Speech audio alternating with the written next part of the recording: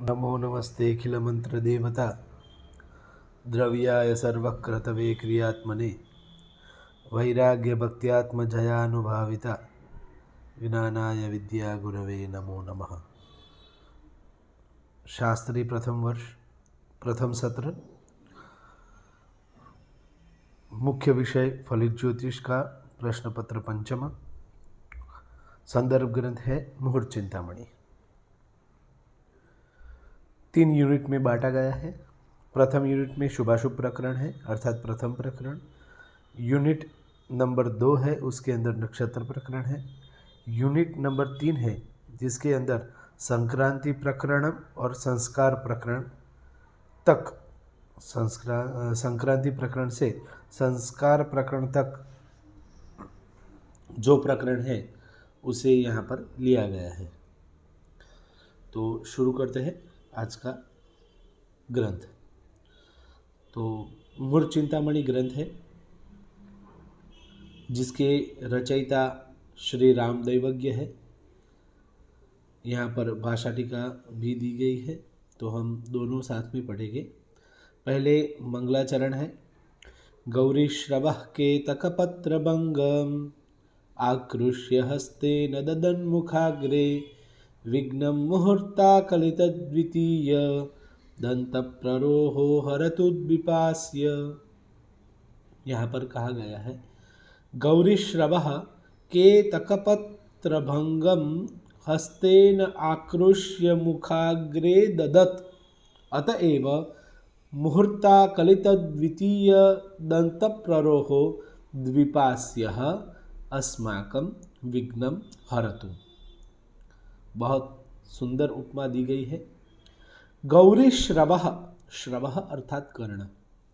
गौरी के, श्री पार्वती जी के कर्ण में लगा हुआ केतक का जो पुष्प है, वो पुष्प जो है उसकी पंखुड़ियों को गणपति जी, पार्वती जी ने गोद में उठाया है। तो वो जो गणपति जी है वो एक दंत है, वो आप सब जानते हैं। वो क्या करते हैं, केतक पत्र का जो वो भाग है उसको हाथ से खींचकर अपने मुख में डाल रहे हैं। जैसे ऐसा लगता है वो केतक का पुष्प चाहे एक दंत हो और गणपति जी दोनों दंतों से परिपूर्ण हो, ऐसा हमें लग रहा है।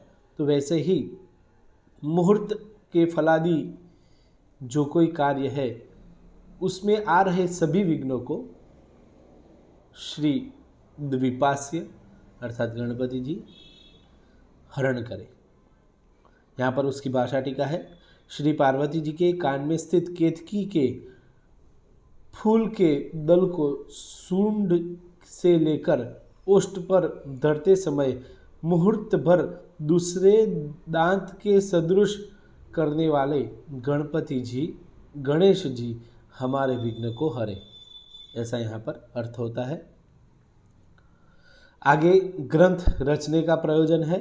क्रियाकलाप प्रतिपत्ति हेतुम संक्षिप्त सारार्थ विलास गर्भम अनंत दैवज्ञ सुतस्य रामो मुहूर्त चिंतामणि मातनोति।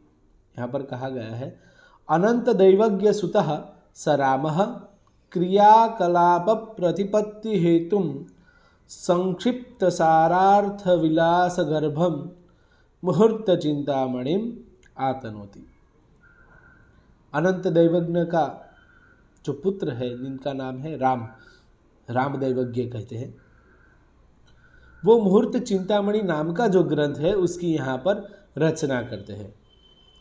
अब ये ग्रंथ जो है वो क्या करेगा, तो कहा गया है यह ग्रंथ जात कर्म आदि अनेक कर्मों के करने व न करने योग्य शुभाशुभ मुहूर्त के जानने के कारण है, जानने का कारण है। और इसमें थोड़े शब्दों में मुख्य अर्थ जो है वो प्रकट किया गया है। मुहूर्त चिंतामणि के 2 अर्थ है। पहला यह कि दिन और रात्रि के 15वें भाग को ही किसी कार्य करने के लिए विचारे हुए शुभाशुभ काल को मुहूर्त कहते हैं। यहाँ पर मुहूर्त की व्याख्या की गई है। ये दिन का जो 15वां भाग है उसको मुहूर्त कहते हैं।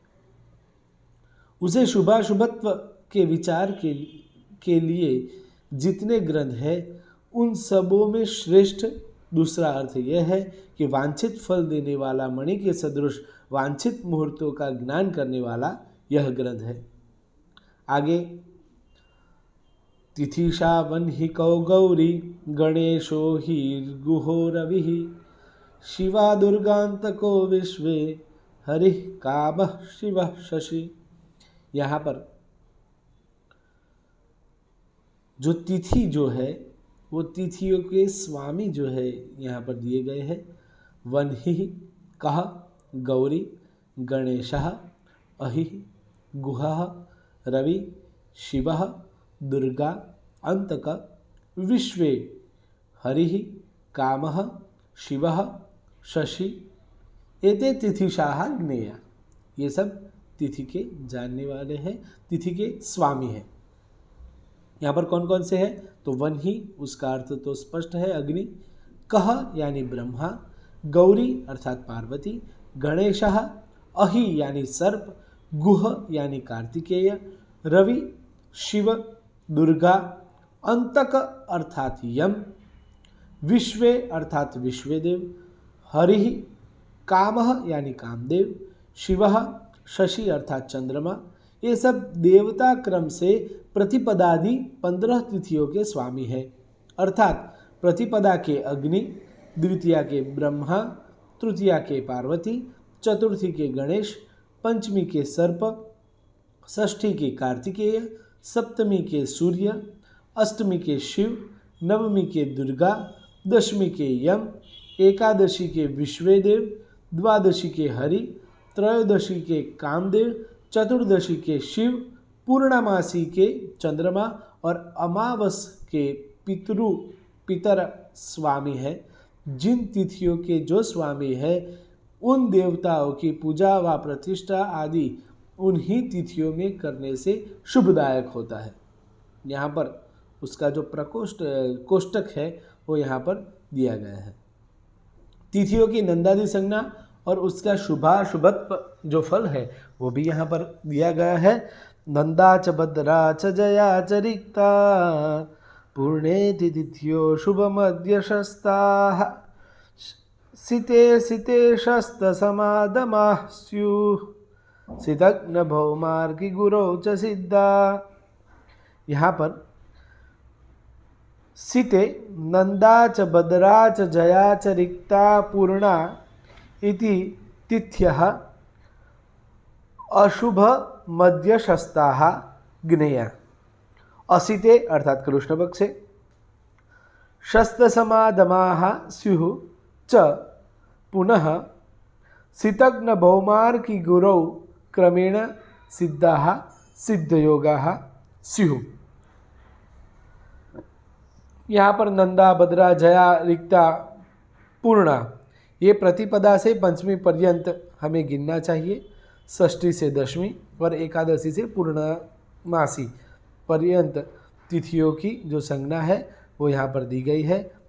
अर्थात प्रतिपदा, षष्ठी, एकादशी ये तिथियों की नंदा संज्ञा है। द्वितीया, सप्तमी और द्वादशी ये भद्रा संज्ञक तिथियाँ है। तृतीया, अष्टमी और त्रयोदशी ये जया संज्ञक तिथियाँ है। चतुर्थी, नवमी और चतुर्दशी ये रिक्ता संज्ञक है। पंचमी, दशमी और पूर्णमासी और अमावस्या ये पूर्णा संज्ञक है। ये तिथियां क्रम से शुक्ल पक्ष में अच्छे कार्य के लिए अधम, मध्यम और उत्तम और कृष्ण पक्ष में उत्तम, मध्यम और अधम है।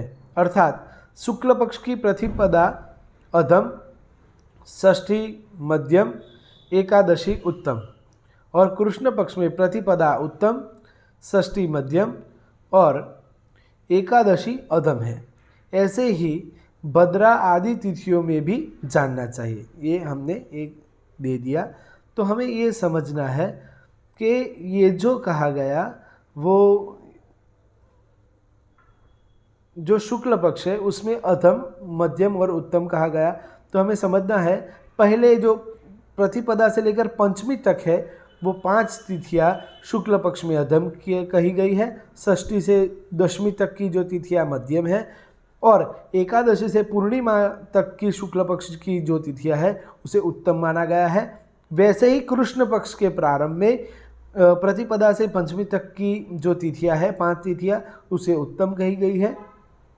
षष्ठी से दशमी पर्यंत जो तिथियां है वो मध्यम है, और आगे की जो एकादशी से अमावस्यांत जो तिथियां है, यहाँ पर कृष्ण पक्ष है तो अमावस्या हो जाएगी, तो वो जो 5 तिथियां है वो अधम मानी गई है, वो हमें जानना चाहिए। ऐसे ही भद्रा आदि तिथियों में जानना चाहिए, और यही तिथियों के क्रम से शुक्र, बुध, मंगल, शनिश्चर, बृहस्पति आदि दिनों में हो, अर्थात शुक्र के दिन नंदा या शुक्रवार को नंदा हो, बुधवार के दिन भद्रा हो, मंगल के दिन जया, शनिश्चर के दिन रिक्ता और बृहस्पति के दिन पूर्णा हो, तो किए हुए कार्य की सिद्धि करने वाली होती है, अर्थात इसको सिद्ध योग भी कहा जाता है।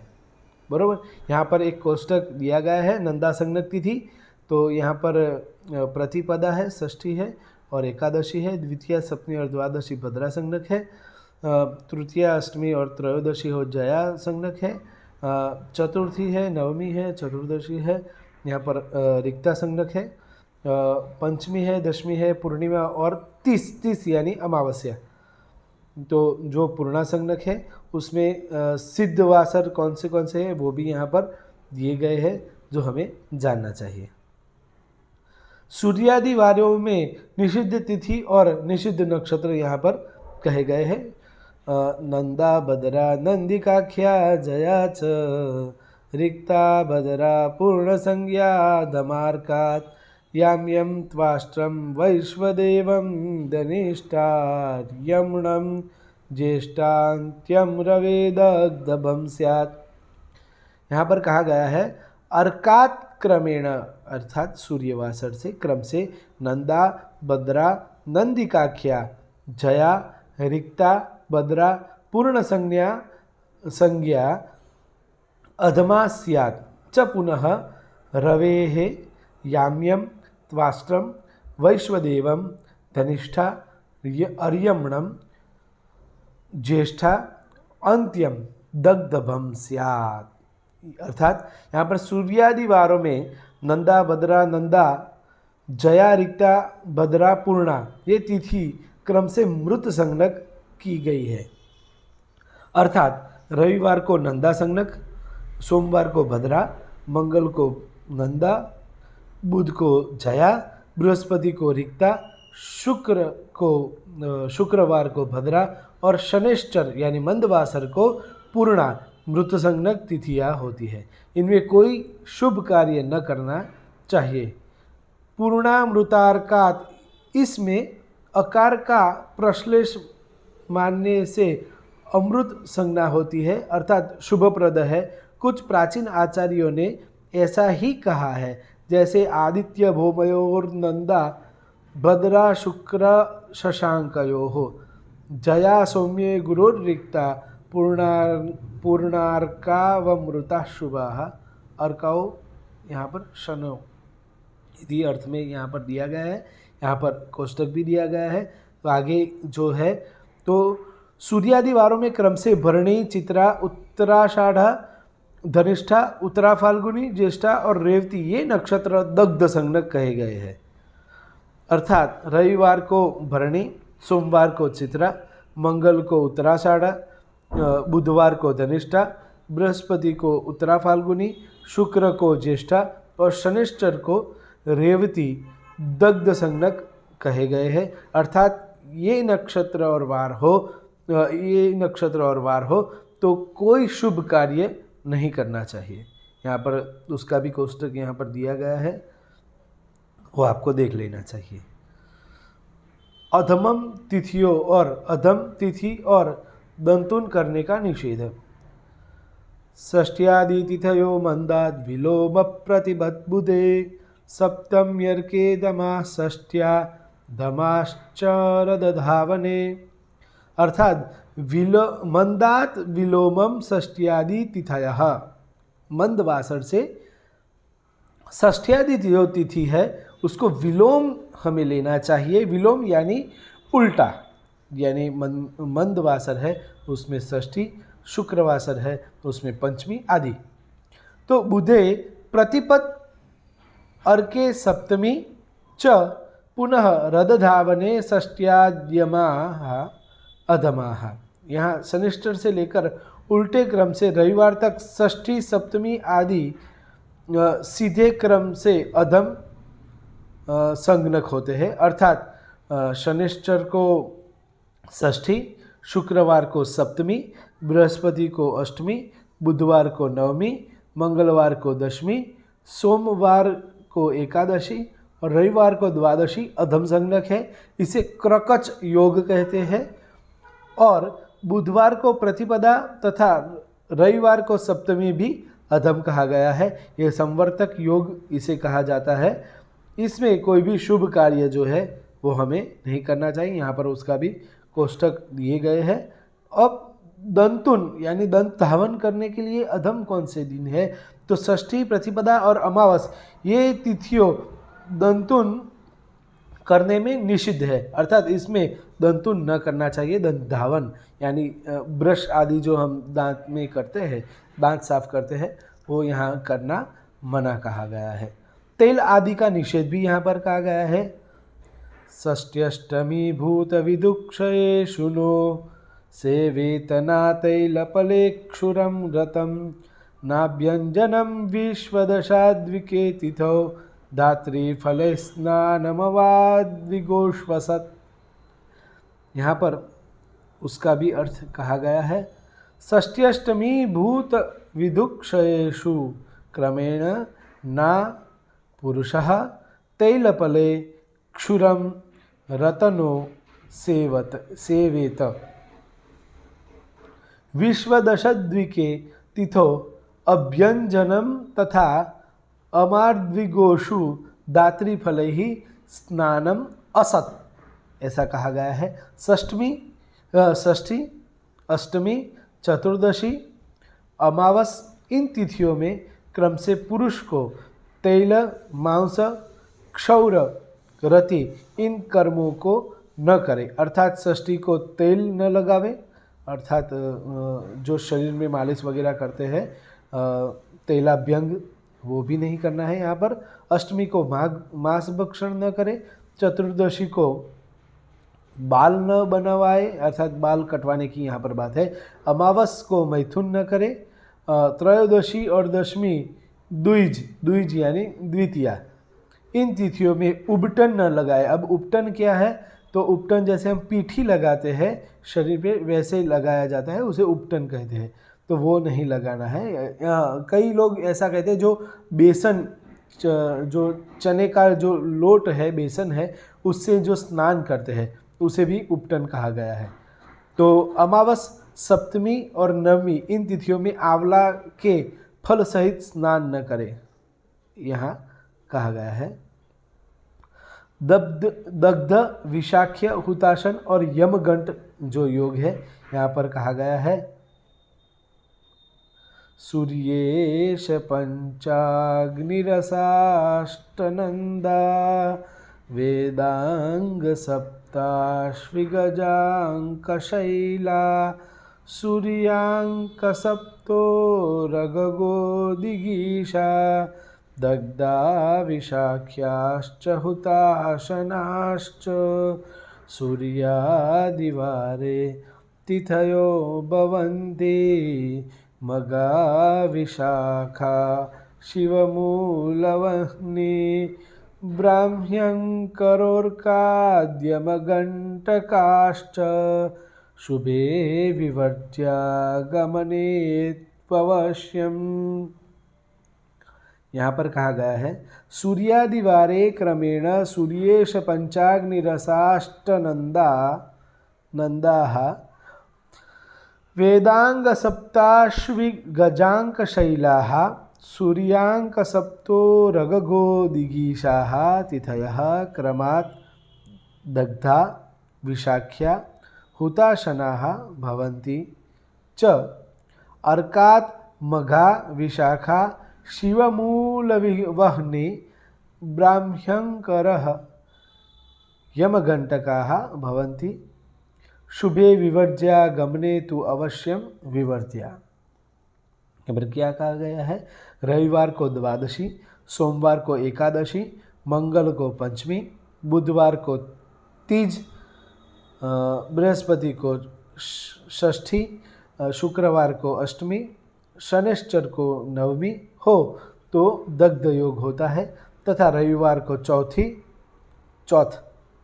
चतुर्थी, सोमवार को षष्ठी, मंगलवार को सप्तमी, बुधवार को द्वितीया, बृहस्पति को अष्टमी, शुक्रवार को नवमी, शनिश्चर को सप्तमी हो तो विशाख्य योग होता है और रविवार को द्वादशी, सोमवार को षष्ठी, मंगलवार को सप्तमी, बुधवार को अष्टमी, बृहस्पति को नवमी, शुक्रवार को दशमी और शनिश्चर को एकादशी हो तो हुताशन नाम का योग होता है। सूर्यादि वारों में मघा, विशाखा, आद्रा, मूल, कृतिका, रोहिणी और हस्त ये नक्षत्र हो अर्थात रविवार को मघा, सोमवार को विशाखा, मंगलवार को आद्रा, बुधवार को मूल, बृहस्पति को कृतिका, शुक्रवार को रोहिणी और शनिश्चर को हस्त हो तो यमघंट नाम का योग होता है। यह योग शुभ कार्यों में वर्जनीय है परंतु यात्रा में तो अवश्य ही वर्जित जाना गया है। यहाँ पर दग्ध विशाख्य हुताशन जो चक्र है वो यहाँ पर दिया गया है, वो आपको देख लेना चाहिए, बरोबर। अब आगे जो है वो यमघंट का भी चक्र यहाँ पर दिया गया है, वो भी आपको देख लेना चाहिए। अब आगे जो है वो शून्य तिथियाँ जो है उसके बारे में कहा गया है। भाद्रे चंद्र दुषो नभस्य नलने त्रे माधवे द्वादशी पौषे वे दशरा इषे दश शिवा मार्गेद्रिना गामगौ गोष्ठोचो भयपक्षगाष्टतिथयः शून्याबुदे कीर्तिता ऊर्जाषाढतपस्य शुक्रतपसां कृष्णेशरांगाब्दयः।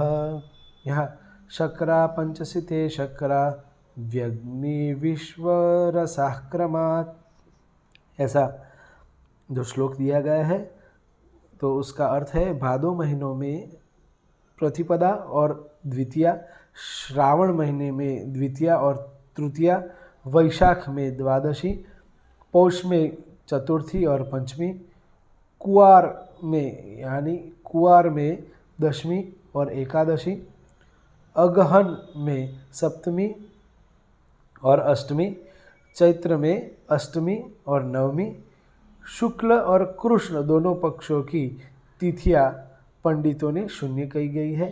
कार्तिक, आषाढ़, फाल्गुन, ज्येष्ठ, माघ इन मासों में कृष्ण पक्ष की पंचमी, षष्ठी, चतुर्थी, चतुर्दशी, पंचमी अर्थात कार्तिक कृष्ण पंचमी, आषाढ़ कृष्ण षष्ठी, फाल्गुन कृष्ण चतुर्थी, ज्येष्ठ कृष्ण चतुर्दशी, माघ कृष्ण पंचमी भी शून्य है और इन्हीं महीनों में कृष्ण पक्ष की चतुर्दशी, सप्तमी, तृतीया, त्रयोदशी, षष्ठी ये तिथियां क्रमशः शून्य संज्ञक मानी गई है। उसका जो कोष्ठक है वो यहाँ पर दिया गया है, शून्य तिथि चक्र यहाँ पर दिया गया है। आपको वॉश करके विस्तृत से ये जो है वो देख लेना चाहिए, बाकी जो है वो आगे हम पढ़ेंगे। अस्तु, जय श्री कृष्ण।